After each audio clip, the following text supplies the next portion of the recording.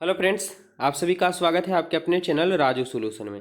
आज हम लोग देखने वाले हैं बिहार डीएलएड एंट्रेंस एग्ज़ाम 2025 में जो देने चाह रहे हैं उनके लिए यहाँ पे एवरीडे शाम को 7 बजे लाइव क्लास शुरू कर दिया गया है। तो आप लोग हमारे चैनल से वह जुड़ जाइए। आज हम लोग देखने वाले हैं कि जो 2 अप्रैल को एग्ज़ाम हुआ था 2024 में बिहार डीएलएड के लिए एंट्रेंस एग्ज़ाम के लिए, उसका एनालिसिस हम लोग करेंगे ताकि अनुभव आपको जरूर हो जाना चाहिए कि किस लेवल का क्वेश्चन पूछे जाते हैं और कैसा तैयारी करना है। हमें इसके पहले भी कई बार हम तैयारी करवा चुके हैं, तो कई वर्षों का अनुभव भी है। आप लोग हमारे चैनल से बस जुड़िए, यहाँ पे लगातार आपको वही क्वेश्चन गाइड किया जाएगा जो आपको एग्जाम में आने की पूरी संभावना होती है। तो चलिए फटाफट से तैयार हो जाइए। आप लोग आंसर पता है तो कमेंट बॉक्स में कमेंट करेंगे, नहीं पता है तो इस सभी को याद करते चलेंगे, क्योंकि क्वेश्चन जो है बार बार रिपीटेड, बार बार ज़्यादातर के क्वेश्चन देखने को मिल जाते हैं। तो आज हम लोग देखने वाले हैं वही खास क्वेश्चन।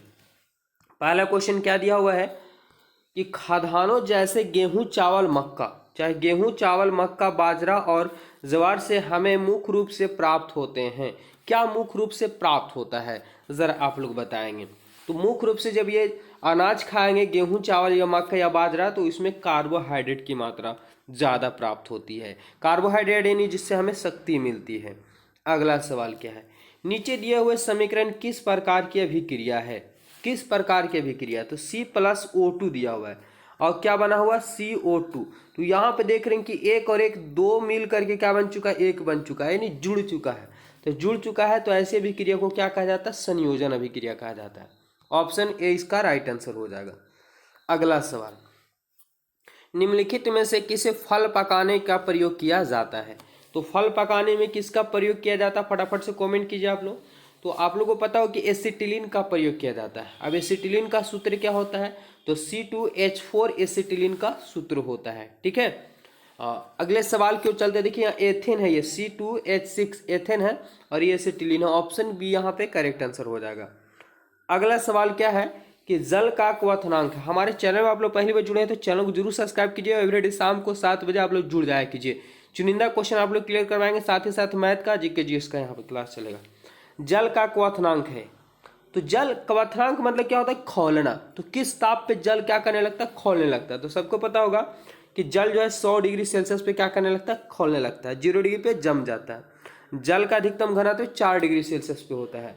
आगे बढ़ते हैं, विटेकर वर्गीकरण के लिए कितने मापदंड का उपयोग किया था। विटेकर वर्गीकरण के लिए कितने मापदंडों का प्रयोग किया गया था, तो ये किया गया था 5। कितने मापदंड का प्रयोग किया गया था, 5 किया गया था। ऑप्शन डी इसका करेक्ट आंसर हो जाएगा। अगला सवाल क्या है कि निम्नलिखित में से कौन संयोजित टीका, संयोजित मतलब मिला जुला के एक ही टीका दिया जाता है, जो बच्चों में डिप्थीरिया हो, चाहे काली खांसी हो या टेटनस हो, यानी 3 बड़े बड़े बीमारियों के लिए सिर्फ एक टीका दिया जाता है, संयोजित टीका। उस टीका का नाम क्या है, क्या डीपीटी टीका है या बीसीजी टीका है या टीएबी टीका है या एचआईवी टीका है। तो राइट आंसर की बात करें हम, ठीक है, तो ये है डीपीटी टीका। ऐसा है जो संयोजित टीका यानी 3 बीमारियों के लिए अकेला ही काम कर जाता है। ऑप्शन ए इसका राइट आंसर। अगला, ओजोन परत के ह्रास, ह्रास मतलब क्या होता है, हानि, क्षति। ठीक है, तो ओजोन परत के ह्रास इनमें से किसके कारण हो रहा है। तो ओजोन परत का क्षय या नुकसान किस कारण से ज्यादा हो रहा है, क्या कार्बन डाइऑक्साइड है, नाइट्रस ऑक्साइड है, मीथेन या क्लोरोफ्लोरोकार्बन है। तो मुख्य रूप से इसका जो मुख्य रूप से जिम्मेदार है वो क्लोरोफ्लोरोकार्बन है। ऑप्शन की बात करें, ऑप्शन डी यहाँ पे करेक्ट आंसर हो जाएगा। आप लोग डी बताएं तो बिल्कुल सही है। जैसे ही क्वेश्चन देखिए फटाफट से कमेंट कीजिए आप लोग, ठीक है।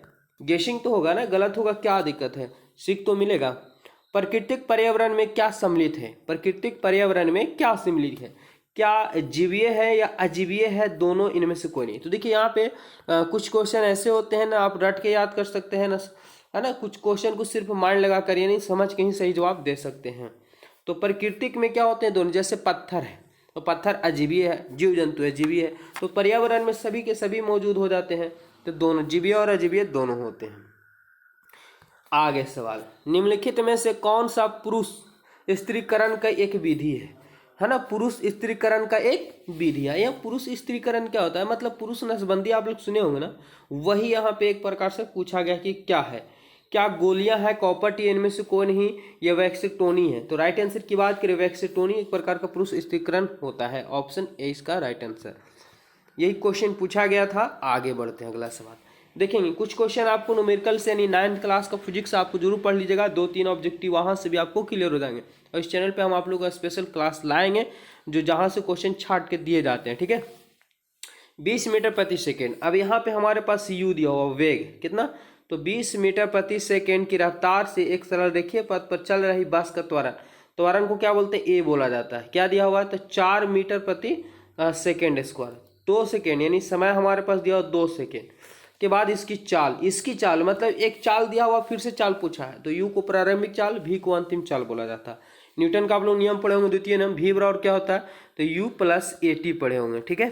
तो u का मान हमारे पास 20 दिया हुआ, a का मान हमारे पास 4 है और t का मान हमारे पास 2 है। तो 20 हुआ, 4 दूना 8, 20 और 8 क्या हो जाएगा, 28 हो जाएगा। और चाल का ऐसा मात्रा है मीटर प्रति सेकेंड, तो 28 मीटर प्रति सेकेंड कहाँ होगा, तो ऑप्शन डी इसका राइट आंसर। जितने भी ऑप्शन डी बताए हैं बिल्कुल सही, एक टाइप का सवाल पूछा ही जाता है। चलिए आगे बढ़ते हैं अगले सवाल की ओर। अगला सवाल है कि किसी वस्तु का द्रव्यमान 20 kg है तो यह भार बराबर होगा। अब यहाँ पे इसका राइट आंसर क्या होगा, तो ध्यान देंगे द्रव्यमान जो दिया हुआ है, ठीक है, 20 क्या दिया, kg दिया हुआ है। तो इसको मान निकालने के लिए क्या करना होगा कि kg का जो आप गुरुत्वीय त्वरण में अगर निकालते हैं तो 9.8 आप लोग पढ़े होंगे। चलिए गुना करते हैं, बस खाली गुना कर देना है, बल का समय तक न्यूटन हो जाता है भार का। तो 0 का 0 8 दूना 16 हो जाएगा, 0 का 0 और 9 दूना 18 हो जाएगा। जोड़िए 0 का 0, 6 का 6, 8 1 9 1 1 और 1 अंक के बाद दशमलव, 1 अंक के बाद दशमलव देंगे, 196 कितना हो जाएगा, 196 कहाँ पे दिया हुआ है, तो ऑप्शन की बात करें ऑप्शन 20 का करेक्ट आंसर हो जाएगा, ठीक है। तो जो भी है न्यूमेरिकल भी आपको देखिए कि कितना क्वेश्चन, यानी आपको न्यूमेरिकल से है 4 क्वेश्चन आपको देखने को मिलेंगे। तो आपको ध्यान रखना है, फिजिक्स का न्यूमेरिकल भी कंप्लीट कर लेना है और हम आप लोग जरूर क्लियर करवाएंगे, ठीक है। तो इसलिए हमारे चैनल से अवश्य जुड़िए, जहाँ से क्वेश्चन पूछे जाते हैं उस टॉपिक को जरूर हम पूरे तरीके से क्लियर करेंगे, स्पेशल वीडियो बना के, जो आपको एग्जाम में बहुत ही हेल्प मिलेगा। तो ही आपको गवर्नमेंट कॉलेज मिल पाएगा, ऐसे खाली सिर्फ पढ़ने से नहीं होगा, कहाँ से क्वेश्चन आते हैं उस लेवल को आपको पढ़ना जरूरी होगा। आगे अगला सवाल है कि किसी वस्तु का वजन हवा में 10 न्यूटन है, जब कितना न्यूटन है, तो 10 न्यूटन है, भार का ऐसा मात्रक न्यूटन होता है, ठीक है। उस वस्तु को किसी द्रव में पूरी तरीके से डुबाया जाता है, मतलब 10 न्यूटन भार की कोई वस्तु उसे जल में, पानी में डुबाया जाता है, तब उसका वजन कितना हो जाता है, 8 न्यूटन हो जाता है। तो उस वस्तु द्वारा हटाए गए द्रव का वजन, तो सिंपल सी बात है कि पहले 10 न्यूटन था, अब 8 न्यूटन बचा है, तो कितना न्यूटन भार कम गया, तो 2 न्यूटन कम गया। तो राइट आंसर की बात करें ऑप्शन डी यहाँ पे करेक्ट आंसर हो जाएगा। अगला सवाल है कि मनुष्य में ध्वनि की श्रव्यता का परिसर होता है, मतलब मनुष्य, श्रव्यता मतलब सुन लेना, तो मनुष्य कितनी ध्वनि को सुन सकता, आवाज को कितना कम हर्ट्ज, ठीक है, सुन सकता है। जैसे हम लोग क्या होता है कि छोटी छोटी कीड़े मकोड़े बोलते रहते हैं, हम लोग समझ में नहीं आता, मतलब कुछ दूसरे जीव बात करते रहते हैं, वाइब्रेशन होता रहता है, हम लोग को नहीं समझ में आता है। तो कितना कम सब ध्वनि को मनुष्य सुन सकता है और कितना हाई तक के, तो ये लगभग जो होता है 20 हर्ट्ज से लगभग 20,000 हर्ट्ज तक की ध्वनि मनुष्य को सुन लेता है। लेकिन 20 हर्ट्ज के नीचे की जो ध्वनि होती है तो हम लोग नहीं सुन सकते हैं। ये कौन सुनते हैं, तो कुत्ता सुन लेता है, चमगादड़ सुन लेते हैं, बहुत से ऐसे जीव है जो ये ध्वनि को सुन लेते हैं, लेकिन सभी जीव नहीं सुन पाते हैं। अगला, उत्पत्ति के आधार पर संसाधनों को कितने भागों में बांटा गया है, तो उत्पत्ति के आधार पर संसाधनों को मात्र 2, जैवीय और जीवीय 2 भागों में क्या कर दिया गया, बांट दिया गया है। अगला, पृथ्वी के वायुमंडल में पाई जाने वाली गैसों में नाइट्रोजन की मात्रा कितनी होती है, तो आप लोग पढ़े होंगे कि वायुमंडल में नाइट्रोजन कितना है, तो 78% है। यहाँ पे क्या निकाला, परसेंटेज के रूप में निकाला जाए तो 78 आएगा, लेकिन अगर ऐसे अंक के रूप में निकाला जाए तो 0.7808 पर है ना पाया जाता है इतना। ऑप्शन डी इसका राइट आंसर हो जाएगा। अगला सवाल क्या दिया हुआ है कि प्रथम पृथ्वी सम्मेलन का आयोजन कब हुआ था, प्रथम पृथ्वी सम्मेलन का आयोजन जो हुआ था वो कब किया गया था, ये बताना आप लोगों को, ठीक है। तो प्रथम पृथ्वी सम्मेलन क्या 1999 में, 1996 में, 1994 में, 1992 ईस्वी में, एक ही टाइप के ऑप्शन रहते हैं तो बड़ा कंफ्यूजन होता है, लेकिन घबराना नहीं है, याद कर लेना है। प्रथम पृथ्वी सम्मेलन 1992 ईस्वी में हुआ था।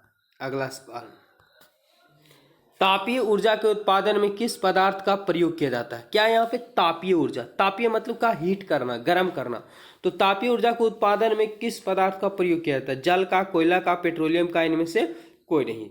राइट आंसर बताना है। तो सिंपल सी बात है, तापीय ऊर्जा प्राप्त करना है तो इसके लिए किसका प्रयोग किया जाता है? कोयला का प्रयोग किया जाता है तापीय ऊर्जा प्राप्त करने के लिए। ऑप्शन बी हो जाएगा राइट आंसर। अगला सवाल, विद्युत ऊर्जा का वाणिज्य इकाई क्या है? वाणिज्य इकाई मतलब क्या होगा कि व्यापारी, ठीक है, व्यापारिक उपयोग पूछ दिया जाता है विद्युत ऊर्जा का। तो विद्युत ऊर्जा का वाणिज्य हो, व्यापारिक हो, क्या होता है? यूनिट होता है।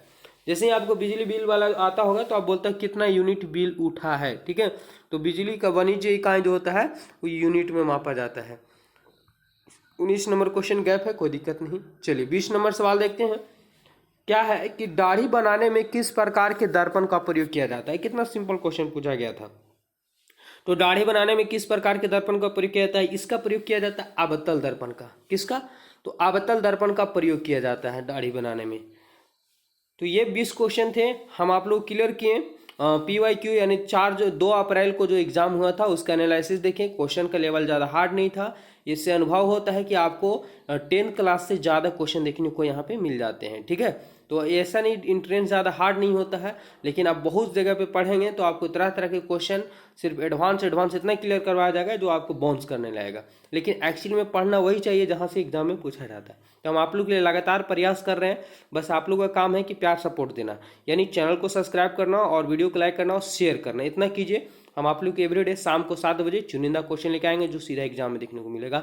साथ ही साथ बहुत से स्टूडेंट जो है 2024 में हमारे से पढ़े और वो आपको गवर्नमेंट कॉलेज में उनका जॉब भी हुआ है।